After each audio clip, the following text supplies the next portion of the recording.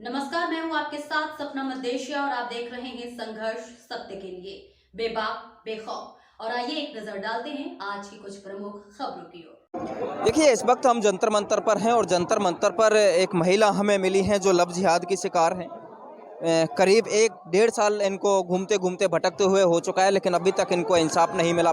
DCP office, ACP office, तमाम जगहों पर ये जा करके थक चुकी हैं। बच्चा इनकी गोदी में है।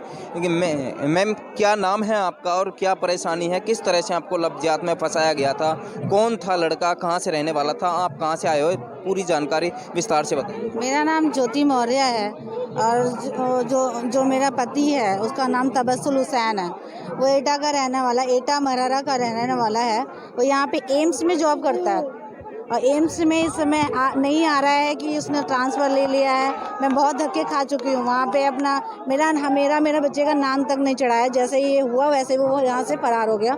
जब ये हुआ था, अच्छा, शुरुआत में जब आपकी शादी हुई थी तो क्या नाम बताया था उस लड़के ने, और किस तरह से आपको लव जिहाद में सबसे पहले किस हिसाब से फंसाया गया था, किस तरह से फंसाया गया था, उसके बारे में यहाँ पे बहुत बड़ा लंबा बहुत टाइम पहले हम लोग थे, साथ में ही रह रहे थे। बताइए उस चीज़ को। हाँ, तो नाम तो नॉर्मल उसने राज पहले बताया था। हम साथ में पढ़ते थे। फिर बाद में पता चला कि वो उसका नाम ये है तबस्सुल हुसैन। तो हमारे उसमें तो ये है नहीं कि हिंदू मुस्लिम को अलग हम लोग नज़रिए से देखते ही नहीं है। हमारे हिंदू मुस्लिम का सब एक भाईचारे के नज़रिए से, कि ऐसा कुछ पता ही नहीं था। आज से नहीं, हो गए 14 साल उस बात को। ये जो लव जिहाद का मैटर है वो अब हमें दिखाई देता है, क्योंकि ऐसा पहले कभी हुआ ही नहीं। होता भी था तो हाईलाइट नहीं होता था, उसे पता है। और ये लोग कहते थे कि ये सब झूठ बोलते हैं वगैरह वगैरह।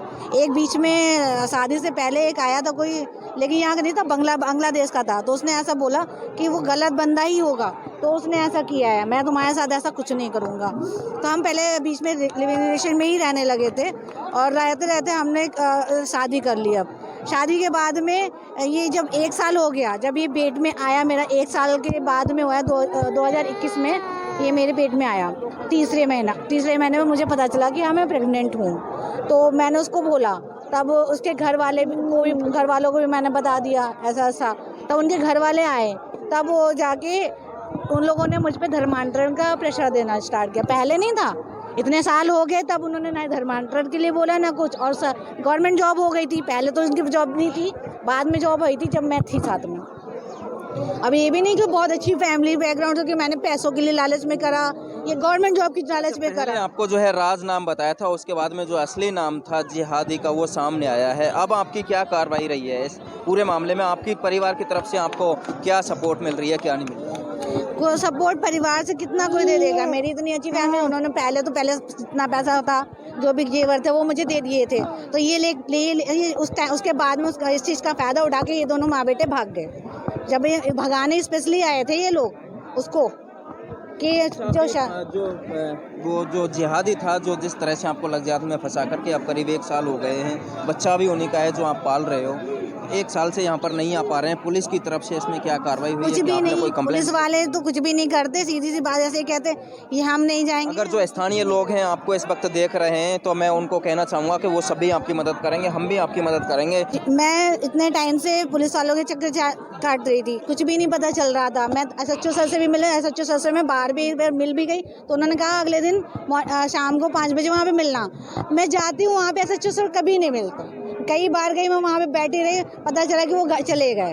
अरे कोई बैठा, उसे मिलना भी तो चाहिए। अंदर तो ऐसे कोई जाने नहीं देता, मैं ऐसे जबरदस्ती जाना नहीं चाह रही। कौन सा थाना, कौन सा लगता है? न्यू अशोकनगर थाना। हाँ, अभी दूरदर्शन न्यूज़ ने जब मुझे थोड़ा वो किया था हाईलाइट, तो हम ACP सर से उधर से कॉल आई थी, तो मैं वहाँ पे बताया तो ऐसा। तो हमारे SI के पास उन्होंने कॉल किया। जब मैंने SI को नंबर मिला, पहले तो SI ने दूसरा नंबर दे रखा था, वो हमेशा बंद रहता था। बाद में मुझे उनका नंबर मिला, तब क्या मैंने कहा जब आपने दूसरा नंबर दे रखा है तो हम क्या कर सकते हैं? एक ही नंबर तो आप बंद कर रखा है, या तो आपको चालू रखो या हमें आप इन्फॉर्म करो। हम वहाँ जाते हैं, पता करते हैं आपके बारे में। आप छुट्टी पे रहते हो हमेशा, अब आ गए हो तो हम उतना ही कर सकते हैं ना। हमेशा जब भी गई हमेशा छुट्टी पे रहे। तो अब एक बार अब नोटिस दिया, पिछले जब यहाँ पे इस दिन वो था तब मैं आई थी, तब नोटिस दिया था। अब उनको चाहिए प्रूफ, उस नोटिस में मुझे प्रूफ ढूंढ रहे हूँ। अब ढूंढ के अब सारे तो उसने फ़ोन जो भी प्रूफ था, पैसों से लेके सब कुछ, वो तो लेके तोड़ दिया था। उसी टाइम जब लड़ाई हुई थी तो वो फ़ोन मेरा Oppo F7 सेल्फी स्टिक वाला था, वो उसने तोड़ दिया था।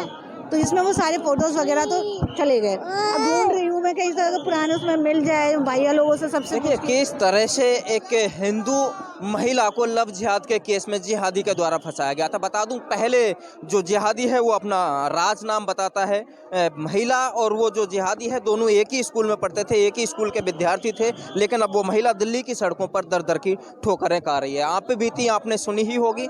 स्थानीय लोगों से और दिल्ली पुलिस से मैं निवेदन करूंगा कि इस तरह से लव जिहाद में जिस हिसाब से हिंदू लड़कियों को यहाँ पर फंसाया जा रहा है, लव जिहाद के नाम पर हिंदू लड़कियों को, हिंदू घरों को यहाँ पर बर्बाद किया जा रहा है, इस पर संज्ञान लेना चाहिए और लव जिहाद के प्रति सख्त से सख्त कानून बना चाहिए, ऐसा मैं सरकार से निवेदन करना चाहता हूँ। और कुछ क्या कहना चाहोगे?